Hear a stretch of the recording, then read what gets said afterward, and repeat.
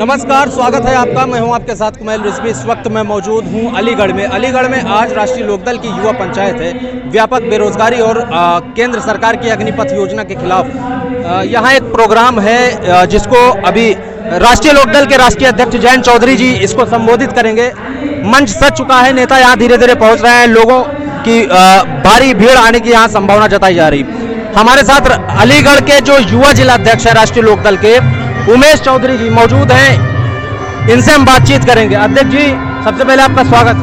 बहुत धन्यवाद। किस तरह का प्रोग्राम है, क्या हो रहा है? देखिए, जैसा कि आप सभी को जानकारी है कि सरकार ने भारतीय सेना पे, आर्मी पे किस तरीके से नौकरी को युवाओं के साथ जो छल किया, जो कि उनकी नौकरी को घटा के 4 साल की कर दी नौकरी। पहले से ही जब से सरकार आई है, इसने पूरे देश में ऐसी स्थिति खराब है, युवा पहले से ही बेरोजगार है, कुछ काम उसमें करने के लिए नहीं है। उसके बाद सरकार ने जो छल किया है, जो नौजवान के साथ धोखा दिया है, जो किसान के बच्चे के साथ जो धोखा दिया है, उसको लेकर माननीय जयंत चौधरी जी जो राष्ट्रीय लोकदल के राष्ट्रीय अध्यक्ष है, उन्होंने सबसे पहले ये आवाज उठाई। क्योंकि जो किसान का बेटा होगा, जो किसान का खून होगा, वो समझेगा नौजवानों की क्या दुख है, क्या दर्द है, क्या पीड़ा है। अच्छा, इस प्रोग्राम में अभी मैं पहुंचा हूं, देख रहा हूं भारी पुलिस फोर्स यहाँ तैनात है। क्या कुछ ऐसा खतरा लग रहा है? खतरा किसान से कैसा खतरा, युवाओं से कैसा खतरा? ये तो अपने हक की लड़ाई लड़ रहे हैं। ये सरकार को खतरा अपनी गद्दी का खतरा है। इन्हें पता है कि युवा अगर एकजुट हो गया तो सरकार को खदेड़ने में टाइम नहीं लगेगा। इन्होंने किस तरीके से नौजवानों पर तमाम मुकदमे लगाए, 307 तक के गंभीर धाराओं में मुकदमे, उन मुकदमों से इन्होंने आंदोलन को कुचलने की कोशिश की है। लेकिन ये आंदोलन दबेगा नहीं, ये आंदोलन बढ़ेगा, इसकी आग तेजी से बढ़ेगी। और राष्ट्रीय लोकदल के राष्ट्रीय अध्यक्ष माननीय जयंत चौधरी जी इस लड़ाई को लंबी लड़ाई लड़ेंगे।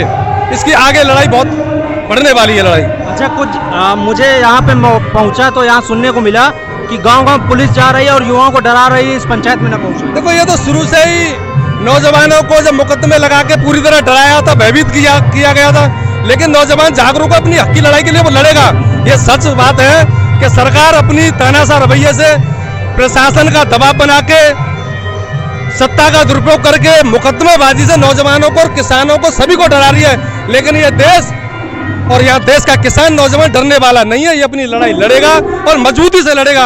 और राष्ट्रीय लोकदल पूरी ताकत के साथ खड़ा हुआ है और बहुत लंबी लड़ाई लड़ेंगे हम लोग। तब तक लड़ेंगे जब तक एक एक नौजवान के रोजगार सुरक्षित नहीं हो जाएगा और इस सरकार को हम नीचे नहीं लाके खड़ा करते, तब तक ये लड़ाई लड़ते रहेंगे। इस योजना में कहाँ दिक्कत लग रही है आपको? देखिए, देश का सैनिक जो है कितनी तमाम परिस्थितियों के बावजूद देश की रक्षा करता है।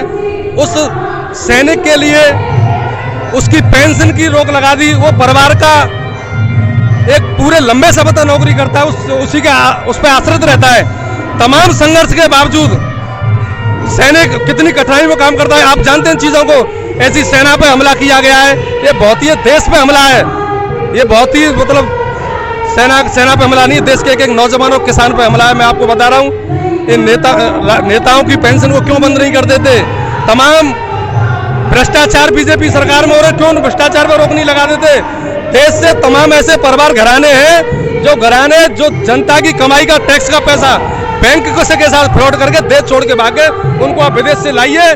जब सरकार में ये लोग नहीं आए थे, इन लोगों ने वादा किया था कि लाखों करोड़ रुपया जो देश से बाहर जमा हुआ है उस पैसे को लाएंगे। आज उस बात पर क्यों नहीं बोलते? कहाँ गए वो बाबा रामदेव जो भ्रष्टाचार की बात किया करते थे? कहाँ गए बंदे हजारे साहब जो जन लोकपाल बिल की बात किया करते थे? आज कोई बोलने के लिए तैयार नहीं है, कोई कहने के लिए तैयार नहीं है। लेकिन राष्ट्रीय लोकदल तैयार खड़ा हुआ है और ये लड़ने के लिए तैयार है। आप लोग पंचायत कर रहे हैं, युवाओं को जागरूक कर रहे हैं, और दूसरी तरफ सरकार पीछे हटने को तैयार नहीं कर रही। इस योजना वापस नहीं होगी। नहीं, योजना वापस नहीं लेंगे तो ये तो आप जानते हैं, जब समाज एकजुट होगा, युवा एकजुट होगा, किसान एकजुट होगा। क्योंकि ये जो सरकार में जो बैठे हुए लोग, उनको चुनने वाली तो उनको जनता है, वोटर है। युवाओं के माध्यम से तो सरकार चुनी जाती है। तो ऐसा बिल्कुल नहीं है। जब लोग एकजुट होंगे, इनको वोट की ताकत का एहसास कराया जाएगा। जब इनको चोट होगी तब ये मानेंगे इन चीजों को। आज तो सत्ता के नशे में चूर हैं, इन्हें कुछ दिख नहीं रहा है। इनको तो व्यापारी दिख रहा है, नए किसान दिख रहा है, नौजवान दिख रहा है। नौजवान के साथ ऐसा चल, जो आदमी सुबह आप देखेंगे 10-10, 20-20 किलोमीटर की रनिंग करते हैं, वर्कआउट करते हैं, अपना मेहनत करते हैं, कसरत करते हैं, 5-5, 6-6, 7-7 साल लग जाती हैं एक सेना की भर्ती को पास करने के लिए। इन नेताओं को अपने बच्चों से करा के देखें, 1600 मीटर की रेस करने के लिए कितनी ताकत लगती है, कितना वक्त लगता है, कितना समय लगता है। उस मेहनत को भी बेकार नहीं जाने देंगे हम लोग। राष्ट्रीय लोकदल जयंत चौधरी जी पहले दिन से उन्होंने ऐलान किया था कि मैं हर जिले में जाऊंगा, पंचायत करूंगा युवाओं की, और वो पंचायत कर रहे हैं। लगातार हमारी पंचायतें चल रही हैं। आज यहाँ टप्पल में पंचायत है, कल खंदौली में पंचायत होगी। ये लड़ाई रुकने वाली नहीं है।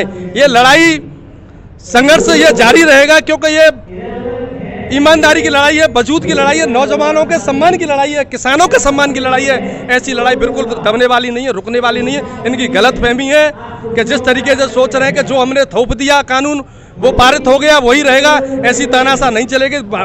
हिंदुस्तान, पूरा देश इस चीज़ को देख रहा है किस तरीके से क्या कर रहे हैं। देखा आपने महाराष्ट्र में क्या किया, किस पैसे का दुरुपयोग करके किस तरीके से सरकार को गिरा दिया। ये पैसे की ताकत, बाहुबल की ताकत इस तरीके का नहीं चलेगा। ये लंबे समय तक चलने वाला नहीं है। ये चीज़ें जो है, चाहे कितनी भी फोर्स बुला लें, कितनी भी ये सेना बुला लें, लेकिन ये जो पुलिस वाले हमारे भाई हैं ये भी जानते हैं आज सेना का नंबर है, कल इनका नंबर होगा। तमाम विभाग हैं, इनके ऊपर भी तलवार लटकी हुई है, लेकिन इनकी मजबूरी है, इनकी रोजी रोटी है, इसलिए ये लोग देख रहे हैं। लेकिन इनकी अंतरात्मा जानती है कि राष्ट्रीय लोकदल जो लड़ाई लड़ रहा है वो जायज लड़ाई है। ऐसी लड़ाई में सभी का साथ है, सभी की भावना जुड़ी हुई है। आपकी भी भावना जुड़ी हुई है, पुलिस की भी भावना, हर व्यक्ति की भावना जुड़ी हुई है, क्योंकि लड़ाई कोई मामूली लड़ाई नहीं है। अच्छा, आखिर में मैं एक टिप्पणी चाहूँगा आपसे। जिस तरह से शुरुआत में देखा गया, हिंसा हुई, कई जगह ट्रेनें फूंकी गई, बसें फूंकी गई और लोगों में रोष था जो युवा है। उसके बाद अभी जो आवेदन हो रहे हैं, लोगों ने इसका विरोध किया। उसके बाद अभी वायुसेना के लिए, एयरफोर्स के लिए रिकॉर्ड तोड़ आवेदन हो गए, 7.5 लाख, आज तक कभी नहीं हुए थे। देखिए, हिंसा जो हुई, जो भी पथराव हुआ या जनहानि हुई, नुकसान हुआ, उसके पक्ष में तो कोई भी लोकदल का कार्यकर्ता, हमारे पार्टी के राष्ट्रीय अध्यक्ष स्पष्ट कह चुके हैं कि जो भी हमारी मांग है वो शांतिपूर्वक तरीके से, लोकतांत्रिक तरीके से हम लोग अपनी मांगे कर रहे हैं। हम इसके कतई पक्ष में नहीं है, कोई ऊधम हो, पथराव हो, शांति से सभी को अधिकार है अपना धरना प्रदर्शन करके अपनी मांगों को रखना, उसी के माध्यम से हम लोग कर रहे हैं। बाकी कि आप जो आवेदन की बात कर रहे हैं, देश में आंकड़े कोई बताने के लिए तैयार है कि कितने नौजवानों की संख्या है। क्या कहीं ना कहीं मजबूरी है युवाओं की जो इतनी संख्या में आवेदन हो रहे हैं? आप देखिए, क्योंकि बेरोजगारी बहुत ज्यादा है। 125 करोड़ से अधिक जनसंख्या है भारत की, इसमें नौजवानों की भी भागीदारी संख्या काफी है। ये आवेदन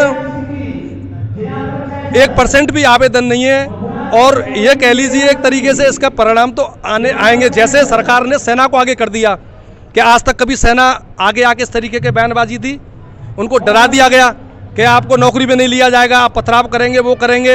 इस तरीके से बहका जो माहौल व्याप्त किया है, जो मैं तो ये कहता हूँ जो अभी उपद्रव हुआ है इसमें भी सत्ता का हाथ है। इसमें कोई आम आदमी, कोई नौजवान उसमें शामिल नहीं है। ये तो इनकी जो प्लानिंग है, आप देख रहे हैं अभी उदयपुर में किस तरीके से बहुत सारी चीज़ें हैं, देश का जो माहौल खराब करने की कोशिश की जा रही है। मंदिर मस्जिद के नाम पे ये काम कर रहे हैं। देश की जनता बेवकूफ़ नहीं है, किसान बेवकूफ़ नहीं है। ये लोगों की गलतफहमी है। जो गांव में रहने वाला व्यक्ति है, जो किसान है, वो जानता है कि ये कहने वाला व्यक्ति जो हमारी लड़ाई लड़ रहा है, ये ईमानदार है, ये हमारे हित के लिए लड़ रहा है या अपने स्वार्थ के लिए लड़ रहा है। किसानों की पार्टी है, किसानों के साथ खड़े हुए हम। चौधरी चरण सिंह जी और राष्ट्रीय अध्यक्ष हमारे जयंत चौधरी अजीत सिंह, इन्होंने हमेशा से किसानों की लड़ाई लड़ी है, नौजवानों की लड़ाई लड़ी। आप देखिए, एक बात समझिए, जय जवान जय किसान का नारा इस देश में दिया गया हो, ऐसे देश में किसानों की भी ये पैर खींच रहे हैं, नौजवानों की भी पैर खींच रहे हैं। कहाँ जाके रुकेंगे? चंद व्यापारियों पर चल रही है सरकारें, करोड़ों अरबों। आज देखिए अडानी को 29 खरब रुपए का कर्जा है उसके ऊपर, और उसको बैंक लोन पे लोन दिया जा रहा है। जिस दिन वो देश से भाग गया ना, देश की आर्थिक स्थिति कितनी भयानक बिगड़ेगी इस बात का आप अनुमान नहीं लगा सकते। 29 खरब इतनी संपत्ति है उसके पास। ये तमाम मोदी और ये भाग के चले गए। क्या सरकार इनको लेके आई? जब बीजेपी की सरकार नहीं थी, बीजेपी वाले कहा करते थे जब हमारी सरकार आएगी तो जो स्विस बैंक में जो काला धन है उस धन को वापस लाएंगे। रामदेव बाबा भी कहा करते थे। न तो आज रामदेव बाबा में दिख रहे हैं, न आज बीजेपी के नेता दिख रहे हैं कि वो स्विस बैंक से धन है। आपकी सरकार है, आपका बहुमत है, आपको फुल बहुमत मिला हुआ, क्यों नहीं आप सार्वजनिक कर देते? क्यों उन चोरों को यहाँ नहीं रखते? ये नहीं लाएंगे, ये किसानों पर डाका डालेंगे। आज सेना में सबसे ज्यादा नौकरी करने वाला कौन है? युवा। वो किसानों के बच्चे हैं, किसानों का खून है, और इन्होंने किसान पे पहले से ही खेती के नाम पर इन्होंने उनको छला, आज उनके बेटे के रोजगार पर उन्होंने छल चला। ये किसानों के साथ बहुत बड़ा अन्याय कर रहे हैं। ये देश की स्थिति ऐसी खराब होगी आप सोच नहीं सकते, सच्चाई है ये।